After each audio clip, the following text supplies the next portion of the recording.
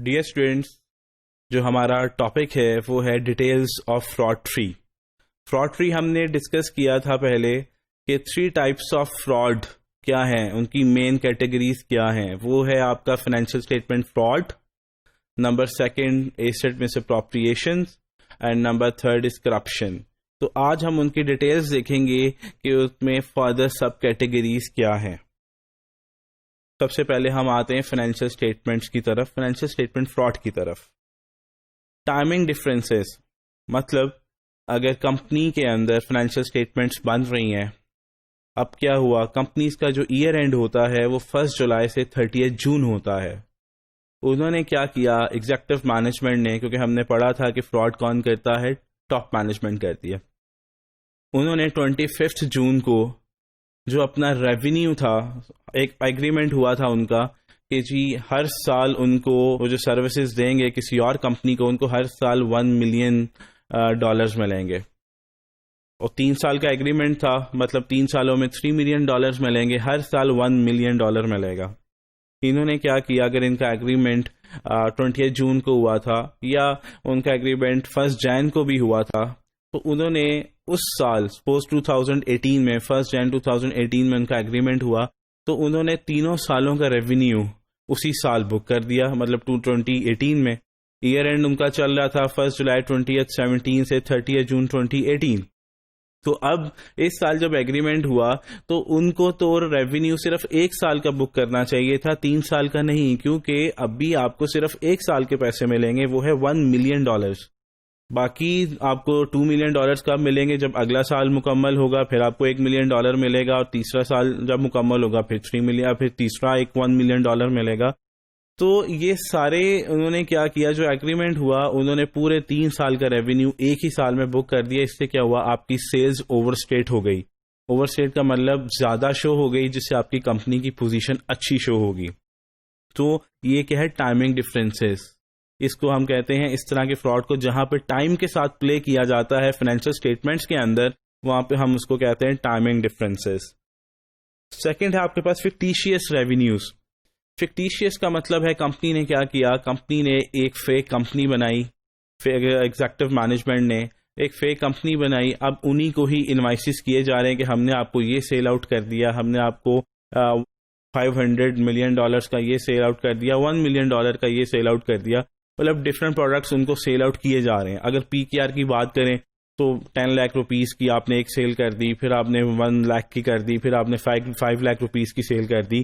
وہ company real میں exist نہیں کرتی ہے، وہ فیک کمپنی بنائی گئی. جیسے کہ ایک ریئل وینڈر تھا، ہم اس کا کوئی بھی نام لے سکتے ہیں، ABC لمیٹڈ. آپ نے کیا کیا، ایک اور کمپنی ویسے ہی بنوا لی، اس کا نام رکھ دیا AYZ لمیٹڈ، اور آپ اس کو انوائسز بھی کیے جا رہے ہیں اور سامان بھی، اور ایکچوئل میں آپ اس کو کوئی پروڈکٹ نہیں دے رہے، بس آپ سیل شو کر رہے ہیں کہ سیل ہو گیا. اب اس کا فائنینشیل اسٹیٹمنٹس میں کیا امپیکٹ آ رہا ہوگا، ایک طرف یہ سیلز اپنی بڑھا رہے ہوں گے اور دوسری طرف ریسیویبلز بڑھا رہے ہوں گے کہ ہم نے اس AYZ کمپنی سے پیسے لینے ہیں، کیونکہ وہ فیک کمپنی ہے، وہ کیش تو دے نہیں رہی ہوگی. تو آپ اپنی فائنینشیل اسٹیٹمنٹس کے اندر ریسیویبلز کو بڑھا رہے ہوں گے اور سیلز بھی بڑھ رہی ہوں گی. اب انٹری کیا ہوتی ہے اس کی، انٹری جب بھی آپ کی سیلز ہوتی ہیں کریڈٹ کے اوپر تو آپ سے انٹری کرتے ہیں ڈیبٹ ریسیویبلز. جب ریسیویبلز بڑھتے ہیں تو اس کو ہم ڈیبٹ کرتے ہیں، اور جب سیلز بڑھتی ہیں تو کریڈٹ سیلز کرتے ہیں. تو آپ ڈیبٹ ریسیویبلز کر رہے ہوں گے، کریڈٹ سیلز کر رہے ہوں گے.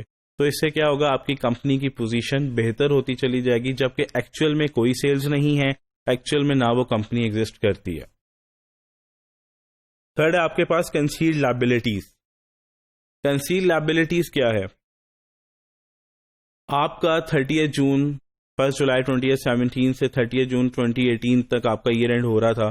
آپ کے پاس ایک مئی سے ریلیٹڈ کوئی ایکسپینس آیا، انوائس آئی. آپ نے کیا کیا، اس مئی میں آپ نے وہ انوائس بک نہیں کی، وہ آپ نے انوائس بک کی جب 30 جون گزر گیا تو جولائی اور اگست میں جا کے آپ نے انوائس بک کر دی.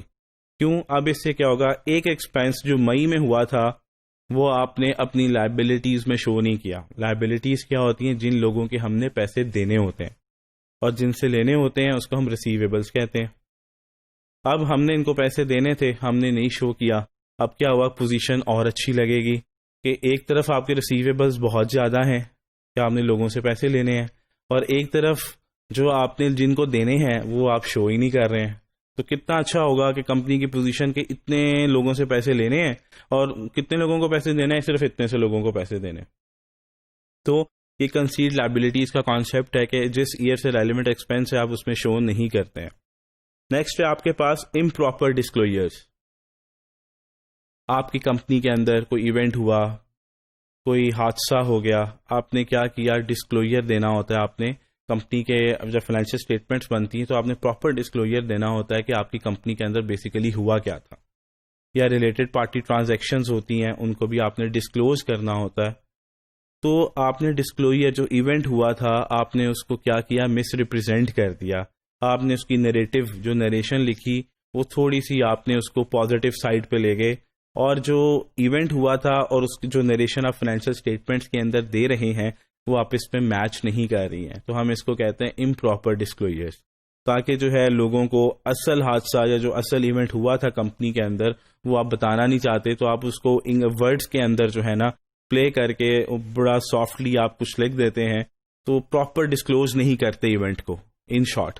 تو اس کیس میں ہم کہتے ہیں امپراپر ڈسکلوجرز. نیکسٹ ہے ہمارے پاس امپراپر ایسٹ ویلیویشن. آپ کے پاس بلڈنگ ہے, وہ سپوز اگر میں پی کی آر کی بات کروں تو 1 کروڑ کی بلڈنگ ہے یا 3 کروڑ کی بلڈنگ ہے. آپ نے ایک ویلیور کو بلایا, اسے کہا کہ یار میں آپ کو نا ایکسٹرا پیسے پے کر دوں گا میں, تو نا آپ اس 3 کروڑ کی بلڈنگ کو نا 5 کروڑ کی بلڈنگ شو کر دو. تو اب ہوگا کیا, اب وہ آپ کو رپورٹ دے دے گا تھرڈ پارٹی کہ جی یہ دیکھیں کہ یہ بلڈنگ جو ہے نا وہ 5 کروڑ کی ہے, اور آپ اس رپورٹ کی بیس پہ اپنی فائنینشیل اسٹیٹمنٹس کے اندر ایسٹس کے اندر جو بلڈنگ 3 کروڑ کی آ رہی ہوگی آپ اس کی آپ ویلیو کو اپ گریڈ کر دیں گے کہ 5 کروڑ کی. تو کیا ہوا, ایسٹس آپ کے اوور اسٹیٹ ہو گئے. مطلب ایسٹس ہوتے ہیں جو کمپنی کا اثاثہ ہوتا ہے, ایسٹس اوور اسٹیٹ ہو گئے. لائبلٹیز آپ کم کرتے جا رہے ہیں کیونکہ ہم نے پڑھا کنسیڈ لائبلٹیز, آپ لائبلٹیز کو ریکارڈ نہیں کر رہے ہیں. ایک طرف آپ فکٹیشیس ریونیوز کے تھرو آپ ریسیویبلس بھی بڑھا رہے ہیں.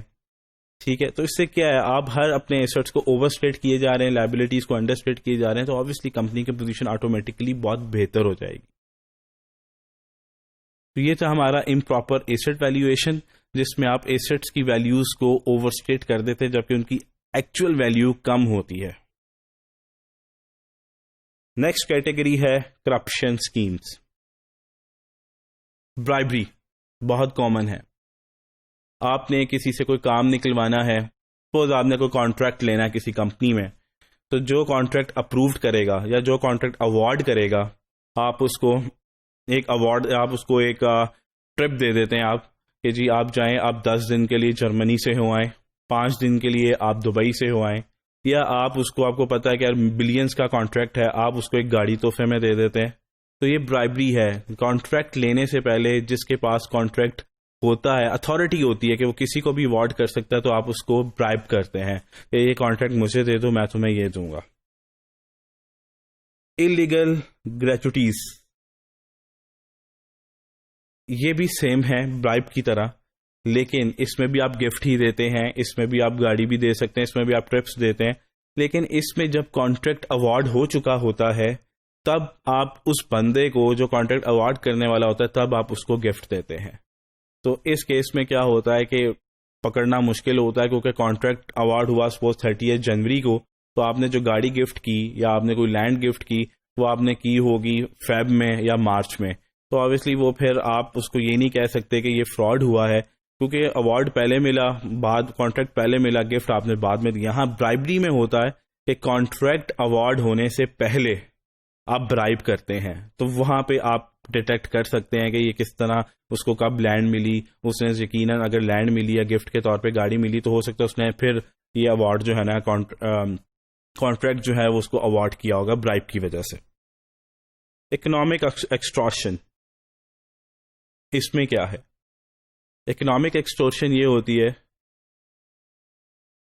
اس کو ہم پہلے دیکھ لیتے ہیں برائب اور انلیگل گریچوٹیز کے کیس میں. ان دونوں اوپر والی دونوں پوزیشنز میں نا آپ کانٹریکٹ لینے کے لیے اسے آفر کرتے ہیں دونوں صورتوں میں. برائبری کے کیس میں کانٹریکٹ اوارڈ ہونے سے پہلے اور انلیگل گریچوٹیز میں کانٹریکٹ اوارڈ ہونے کے بعد. لیکن اکنامک ایکسٹورشن میں کیا ہوتا ہے, اگلا بندہ خود کہتا ہے کہ میں تمہیں کانٹریکٹ دوں گا لیکن مجھے اس کے بدلے یہ چاہیے. اس میں جو وائس نکلتی ہے پہلے، وہ وائس نکلتی ہے جو کانٹریکٹ اوارڈ کر رہا ہوتا ہے، وہ خود کہتا ہے کہ مجھے چاہیے یہ چیز، میں پھر کروں گا. لیکن پہلی دونوں صورتوں میں کیا ہے، جس نے کانٹریکٹ لینا ہوتا ہے وہ اس کو آفر کرتا ہے. ٹھیک ہے. لیکن برائبری میں کانٹریکٹ اوارڈ ہونے سے پہلے، انلیگل گریجوٹی میں کانٹریکٹ اوارڈ ہونے کے بعد گفٹ دیا جاتا ہے، اور اکنامک ایکسٹارشن میں وہ بندہ خود کہتا ہے کہ مجھے یہ چیز چاہیے، میں تمہیں جو ہے یہ کانٹریکٹ اوارڈ کر دوں گا. تھرڈ ہے ہمارے پاس ایسٹ مس اپروپریشن اسکیمس، جس میں آپ کمپنی کے ایسٹس کو چوری کرتے ہیں. اس کو ہم ایسٹ مس اپروپریشن کہتے ہیں. یہ زیادہ تر امپلائز کرتے ہیں. لارسنی، اب اس میں ہم نے اگزامپل چھوٹی سی دیکھی تھی کہ اگر ایک کمپنی ہے ریٹیلر بہت بڑی، وہاں پہ روز 100 کے کسٹمرز آ رہے ہیں، تو وہ جو بندہ جو کیشیئر بیٹھا ہے، جو کسٹمر سے پیسے لے رہا ہے، تو اس نے کیا کیا، اس نے کمپنی کی سیلز 100 کسٹمرز آئے، 100 کے 100 کسٹمرز کی سیلز کو ریکارڈ کیا اس نے، اور پھر اس کے بعد ان 2 کسٹمرز کے پیسے جیب میں ڈال لیے. اب یہاں پہ سوال یہ بنتا ہے کہ اگر اس نے کمپنی کی سیلز بکس میں اگر سارے کے سارے کسٹمرز کی سیلز کو ریکارڈ کر لیا ہے، تو پھر اس نے 2 سیلز جو 2 کسٹمرز ہیں ان کے پیسے جیب میں کیوں ڈالے؟ ہاں، اگر وہ ان 2 بندوں کی سیلز کمپنی کے سسٹم کے اندر ریکارڈ نہ کرتا اور پھر پیسے جیب میں ڈالتا، پھر تو سمجھ آتی تھی. لیکن اب اس نے ایک طرف کمپنی کے ریکارڈ میں کہہ بھی دیا ہے کہ 100 کسٹمرز کی سیل ہوئی ہے، دوسری طرف وہ 2 لوگوں کے پیسے بھی جیب میں ڈال رہا ہے. تو اس طرح کے فراڈ کو ہم کہتے ہیں لارسنی. تو اس سے بچنے کے لیے وہ کیا کرتا ہے، وہ جو اس نے 2 کسٹمرز کے پیسے اس نے اپنی جیب میں ڈالے ہوتے ہیں، سپوز اس کی ویلیو 50,000 ہے، اس کیس میں وہ ایک بلینک چیک جو ہے نا، وہ بلینک چیک نہیں، کیا جو ٹائٹل ہے وہ بلینک ہوتا ہے، اور وہاں پہ 50,000 کا چیک اماؤنٹ فل کر کے رکھ دیتا ہے کہ یہ سر کسٹمر نے چیک دیا، یہ میں کل بینک میں جمع کرا دوں گا، جبکہ وہ چیک اس کا اپنا ہی ہوتا. تو اس فراڈ کو کور کرنے کے لیے بیسیکلی یہ طریقہ اپنایا جاتا ہے. لیکن لارسنی کا مطلب یہ ہے کہ وہ اماؤنٹ جو اس نے فراڈ کے طور پہ جیب میں ڈالی ہے، وہ کمپنی کے بکس میں جو ہے وہ ریکارڈڈ ہوتی ہے، اس لیے اس کو پکڑنا بھی آسان ہوتا ہے، ڈیٹیکٹیبل ہوتا ہے. نیکسٹ آپ کے پاس فراڈلنٹ ڈسبرسمنٹس. اس میں ہے کہ کمپنی کے اکاؤنٹ، جو کمپنی کا پورا سسٹم ہے پیمنٹ کا، اس کے تھرو ہی پیمنٹ ہوئی ہے، لیکن وہ پیمنٹ ایکچولی غلط ہوئی ہے. اور اس میں جو بندہ فراڈ کر رہا ہے وہ امپلائی ہے. امپلائی پیمنٹس تو کروا رہا ہے، لیکن وہ پورے کمپنی کا جو پورا چینل ہے، پورے ڈاکومنٹس بنتے ہیں، اس کے اپروونگ اتھارٹیز ہوتی ہیں، اور پھر اس سائنز ہوتے ہیں، اور پھر اس کے بعد وہ چیک بنتا ہے. پورے کمپنی کے سسٹم سے ہو کے چیک بنتا ہے. سسٹم تو پورا فالو ہوتا ہے، لیکن چیک غلط ہوتا ہے. مطلب جو چیک کی اماؤنٹ جا رہی ہوتی ہے اس کے اگینسٹ یا تو چیزیں نہیں آئی ہوتی، یا اس کے اگینسٹ انوائسز جو ہوتے ہیں وہ بوگس ہوتی ہیں، لیکن کمپنی کا پورا سسٹم فالو ہوتا. اب ہم اس کو تھوڑا سا ڈیٹیل میں دیکھتے ہیں. Shell company schemes. Shell company schemes کے اندر اور پاس تھرو اسکیمز، ان دونوں کو ہم پیرالل لے کے چل سکتے ہیں. شیل کمپنی اسکیمز کے اندر وہ یہ کرتا ہے کہ کمپنی کے اندر وہ بوگس انوائسز سبمٹ کراتا ہے.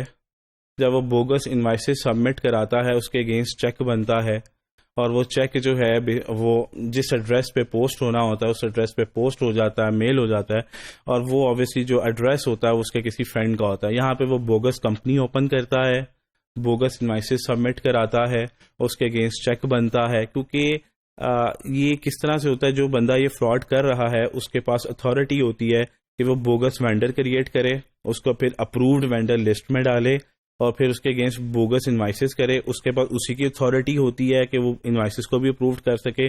پھر چیک بھی بنتا ہے، اور پھر وہ چیک ریلیونٹ ایڈریس پہ چلا جاتا ہے جہاں سے وہ چیک لے لیتا ہے، یا جس فرینڈ کو بھی اس نے چیک جس ایڈریس پہ بھی پہنچایا ہوتا ہے وہ اس کے نام پہ جو ہے چیک سبمٹ ہوتا ہے، اس کے اکاؤنٹ میں پیسے آتے ہیں، اور وہاں سے پھر وہ خود لے لیتا ہے.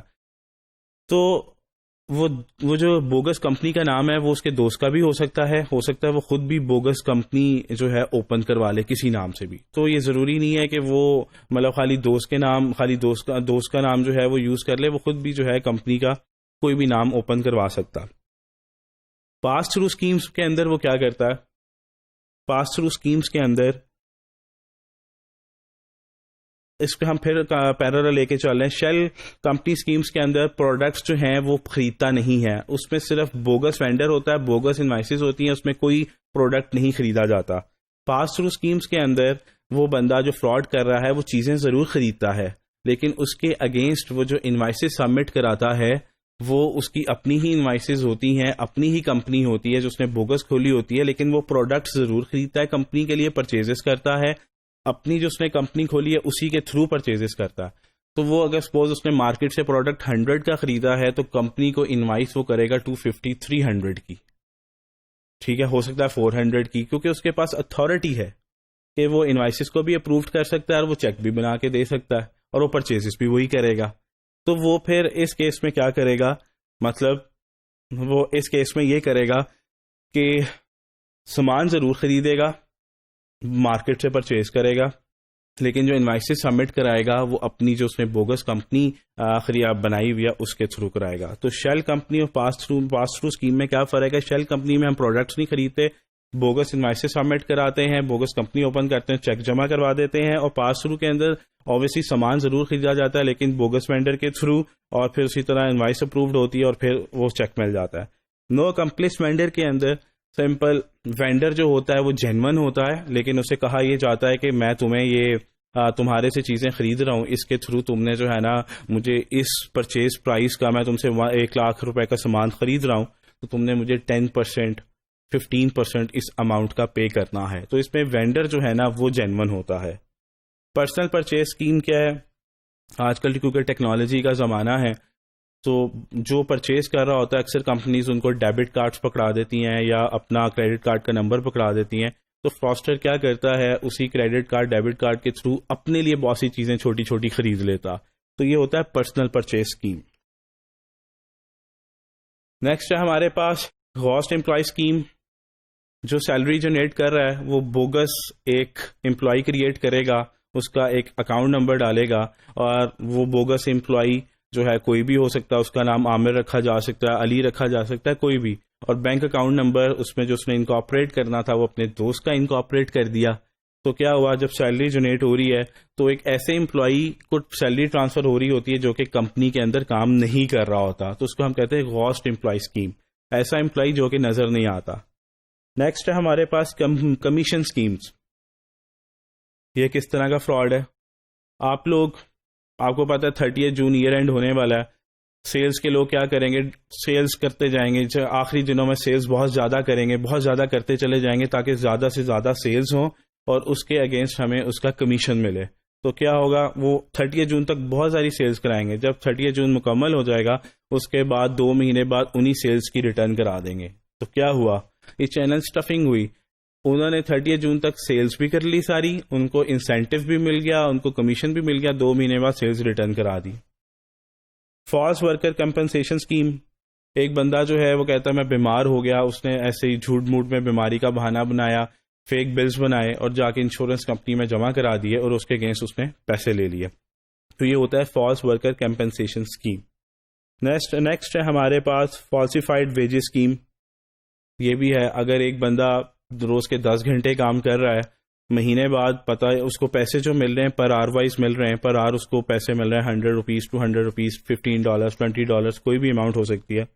اگر اس کے منتھ اینڈ کے بعد 100 آورس بن رہے ہیں تو اس نے جان کے اپنا کر دیا 150 آورس میں نے کام کیا, تو اس کو 150 آورس کے پیسے مل جائیں گے. تو یہ ہے آپ کا falsified wages scheme. Expense reimbursement scheme, یہ بہت کامن ہے. سپوز میں یہاں سے لاہور سے اسلام آباد گیا اور میرا فیول لگا 7,000 روپیز کا, میں نے آ کے کلیم کر دیا جی میرا تو 10,000 کا بنا ہے, تو میں نے آ کے اس کے فیک بل بھی جمع کرا دیا, تو میں نے 7,000 کا 10,000 کلیم کر لیا. میں نے کھانا کھایا تھا 500 کا, میں نے جہاں سے کھانا کھایا اسے میں نے کہا یار 500 کا نہیں, مجھے 1,000 کا بل بنا دو, اس نے 1,000 کا بل بنا دیا, تو آ کے میں نے وہ کلیم کر لیا. تو یہ بھی آپ کا ایکسپینس ریمبرسمنٹ اسکیم, یہ بھی ایک آپ کا فراڈ ہے جو کہ ایسٹ مس اپروپریشن کے اندر آتا. نیکسٹ ہے آپ کے پاس یہ لاسٹ کیٹیگریز ہیں اسکیمنگ. اسکیمنگ جو ہے وہ زیادہ تر جو ہے وہ مینجمنٹ کرتی ہے کہ اگر اس کی 100 کی سیلز ہو رہی ہیں, 500 کی سیلز ہو رہی ہیں, اگر ہم بڑی اماؤنٹ کی بات کریں 5 ملین کی, 10 ملین کی سیلز ہو رہی ہیں منتھلی, یا اینولی کی بات کریں 1 بلین کی سیلز ہو رہی ہیں, یا 2 بلین کی سیلز ہو رہی ہے, وہ کہتا ہے یار میں نے 2 بلین کی اماؤنٹ شو کرنی, میں نے نا 2 بلین سے آپ اس طرح سے کریں 20 ملین کی اماؤنٹ جو ہے نا وہ آپ کم کر لیں. ٹھیک ہے, اگر ایزی انڈرسٹینڈنگ کی بات کریں, کمپنی کے پورے سال کی جو سیلز ہیں وہ 10 لاکھ ہیں. کمپنی نے کہا یار مجھے نا میں نے 10 لاکھ کے اوپر مجھے ٹیکس بھی دینا پڑے گا, تو کمپنی نے 2 لاکھ کی سیلز جو ہے نا وہ ریکارڈ ہی نہیں کی. ریکارڈ کتنی کی؟ 8 لاکھ کی, اور 8 لاکھ کے اوپر ٹیکس پڑے گا. تو اسے ہم کہتے ہیں skimming as a sale scheme. یہ اکثر ہمارے جو ریسٹورینٹس ہوتے ہیں وہاں پہ یہ زیادہ تر ہوتا ہے. اگر روز کے 100 کسٹمرز آ رہے ہیں تو 20 کسٹمرز جو کھانا کھاتے ہیں ان کا کھانا بک کے اندر, ریکارڈ کے اندر, جو کمپنی کا سافٹ ویئر ہے اس کے اندر ریکارڈ نہیں کیا جاتا تاکہ اس کے اوپر کمپنی کو ٹیکس نہ پڑے. تو وہ ٹیکس فری منی بن جاتی ہے کمپنی کے لیے. تو سیلز کم شو کریں گے, روز کے 20 کسٹمرز کی سیلز آپ نہیں شو کر رہے تو وہ آپ کی سیلز کم بنیں گی, تو آپ کا ٹیکس بھی کم بنے گا. پھر آپ کے پاس ریسیویبلز لیپنگ اسکیم. یہ آپ کا امپلائی کرتا ہے. جیسے کہ ایک کسٹمر کی طرف سے پیسے آئے ہیں 1000, امپلائی نے جیب میں ڈال لیا. اب ایک اور ہے ریسیویبل کمپنی کا, وہ بی سے اس کو 2000 آیا ہے, اس نے کیا کیا, وہ بی کے جو پیسے آئے تھے وہ اے کے اکاؤنٹ میں ڈال دیے کہ اس نے ہمیں پے کر دیا, اور بی کے پیسے جیب میں ڈال لیے. پھر سی ریسیویبل, ایک اور تھرڈ پارٹی ریسیویبل ہے, اس کے پیسے آئے, اس نے کیا کیا, وہ سی کے پیسے شو کر دیے کہ بی نے پے کر دیے. اسی طرح ڈی کے پیسے آئے تو اس نے شو کر دیا کہ سی نے پے کر دیے. تو ہر وقت ایک ریسیویبل کے پیسے جو ہیں وہ اس امپلائی کی جیب میں ہوتے ہیں جو کہ وہ استعمال کر رہا ہوتا ہے. اس کو ہم جلدی سے دوبارہ دیکھ لیتے ہیں کہ اگر اے ریسیویبل نے پیسے دیے وہ آپ نے جیب میں ڈال دیے, بی کے آئے, بی ریسیویبل کے پیسے آپ نے ایک اکاؤنٹ میں سبمٹ کر دیے کہ اس نے دے دیے. سی کے آئے تو بتا دیا جی بی نے پے کر دیے, ڈی کے آئے تو آپ نے بتا دیا سی نے پے کر دیے. تو یہ ریسیویبلز لیپنگ اسکیم.